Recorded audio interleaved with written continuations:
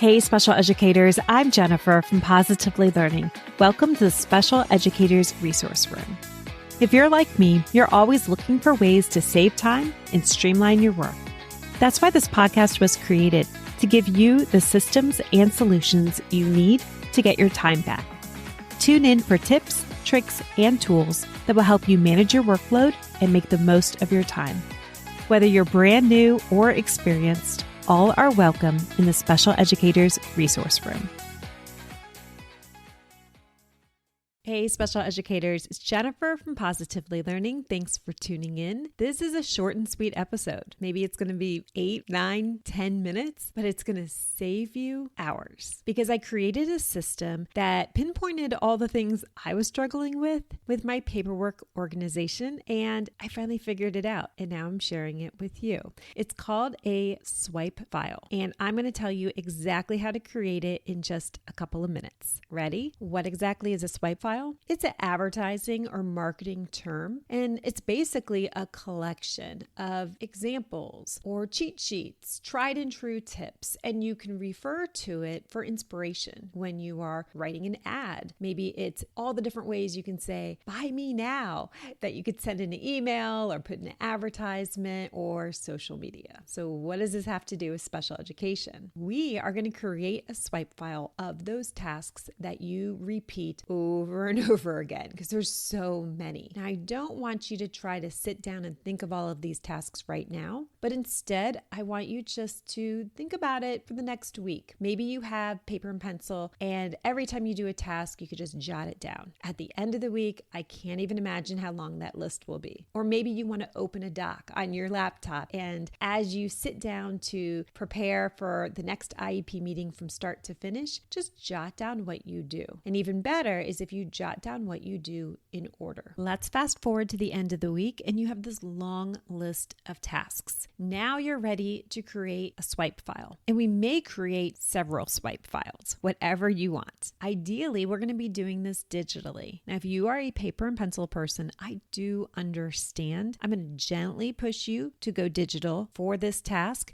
And then after that's done, then you can switch it to paper and pencil if you'd like. Deal? Now, I know that you can't see me, but as I am explaining the process, I'm referring to a Google Doc. I have this tucked in the big special educators bundle, but I'm also going to teach you exactly how to do it. Now, I have used a blank Google Doc to get started. You can use Google Sheets, PowerPoint, Word, Google Keep is a great option, whatever you are already using. So in this case, I'm using a blank Google Doc and I opened up a table. The table has 2 columns. So on the left-hand column, I am going to be listing all of those tasks vertically. So on one row, I'll have the first task. Underneath it, I'll put the second task, and so on. If you have a huge brain dump of tasks, go ahead and start listing those in the left-hand column vertically. So one under the next.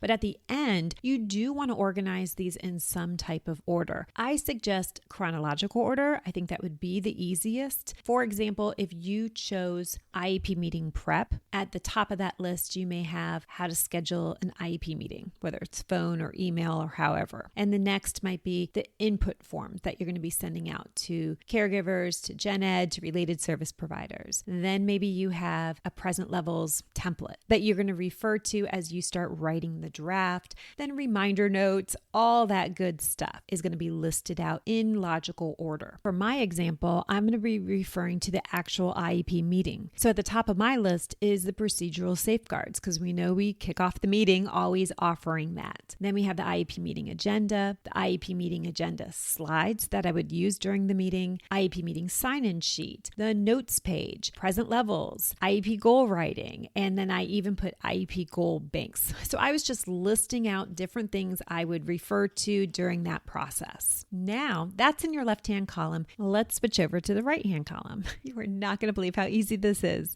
All right, next to each task, you are simply automatically going to provide a link to the document that you need, or maybe it's a website you're going to refer to. So for my example, I started off the meeting with procedural safeguards. So that's on the left. On the right, I could link to my IEP meeting scripts because there's a whole page on how I introduce the safeguards at the beginning of every meeting. Or you may hyperlink to the actual safeguards. Maybe your district provides it. You can upload that to Google Drive or your Dropbox and link it there so that you always can find it.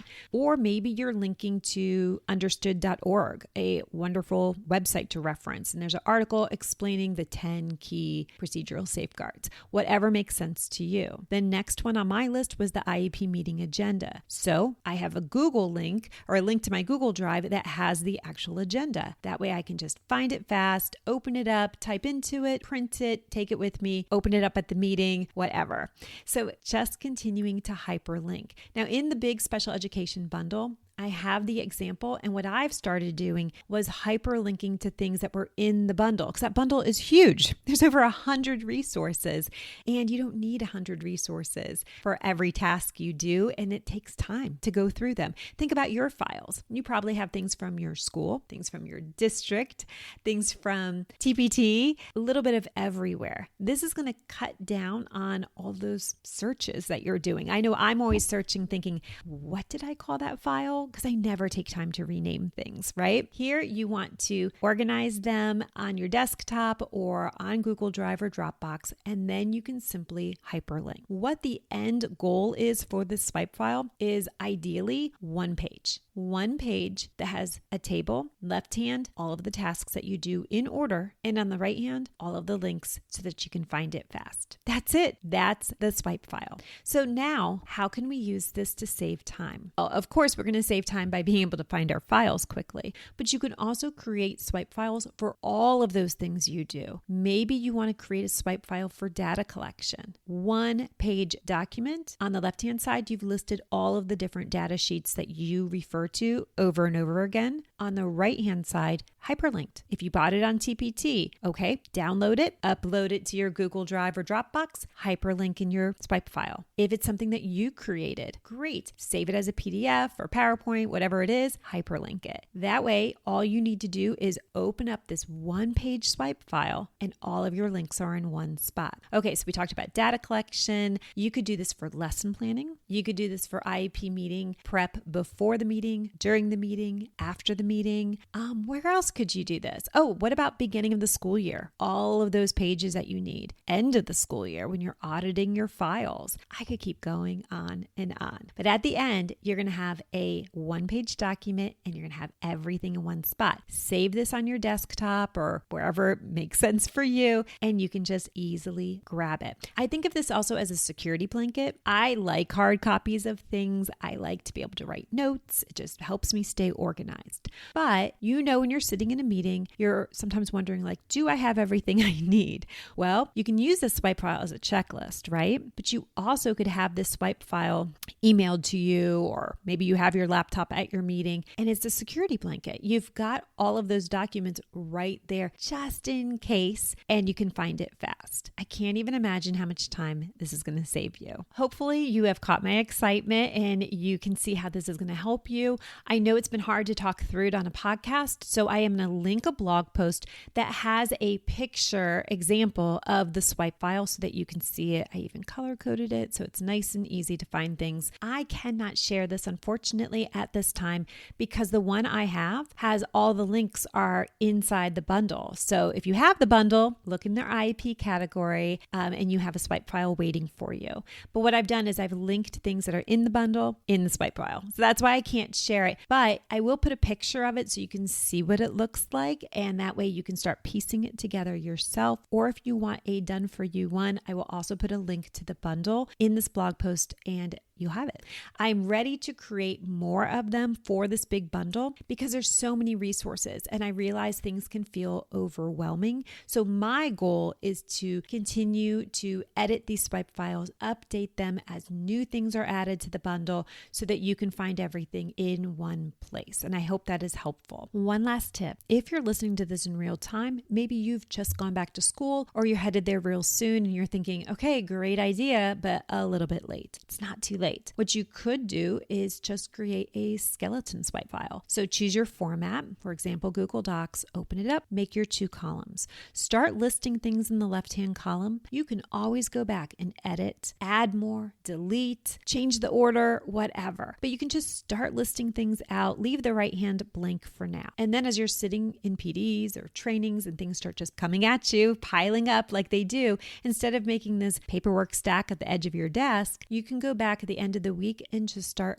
hyperlinking. Oh, what if you had a new curriculum training? You know how they give you all that stuff at the beginning? Hopefully there's some digital resources included in that. You could make a curriculum swipe file. Oh, wait a minute. You could even make swipe files for your students' data, like their data tracking, the results, progress monitoring, the sheets that you use and refer to, work samples. Okay, I could keep going and going. There might have to be a part 2 of all the different swipe files that you can create.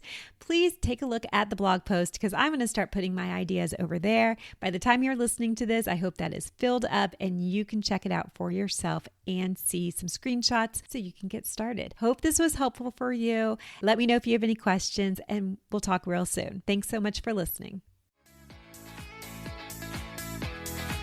Thanks so much for tuning in, and I'm dying to ask, what'd you think? Be sure to hit the follow or subscribe buttons so that you never miss an episode. You can find the show notes and links for everything mentioned in this episode at positivelylearningblog.com. See you next week for more special education solutions.